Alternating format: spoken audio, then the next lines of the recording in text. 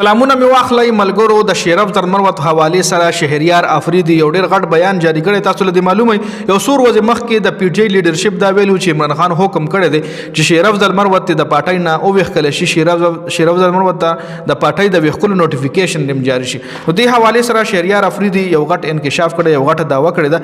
شهریار آفریدی وایي چې شیرافضل مروت حواله سره عمران خان داس نه دی ویلي چې تاسو شیرافضل مروت د پارټئ نه بهر کړئ، شیرافضل مروت تاسو د پارټئ نه ډراپ کړئ. وایي عمران خان دا حکم نه دی جاری کړی. پرونه ډیاله جیل کې شهریار آفریدی عمران خان سره ملاقات کړو. شیرافضل مروت حواله سره خبرې هم شوې. شیرافضل مروت ویل چې زه په میډیا راځم چې دا هر څه صفه وایم، خو بیا شیرافضل مروت ته چې کوم هغه خپل قریبي مرګري هغه د میډیا نام لیکل چې تاسو ټایم پورې ځان د میډیا نه لري وساته. هغه بیا ټویټ هم کړو. شیرافضل مروت یو ټویټ کړو، هغه ټویټ ته کې د شي تاسو کتلی هم وي. خو شهریار آفریدی د شیرافضل مروت حواله سره دا غټه داوا کړې ده چې عمران خان نه دی ویلي چې تاسو شیرافضل مروت د پارټئ نه بهر کړئ، تاسو شیرافضل مروت د پارټئ نه ډراپ کړئ.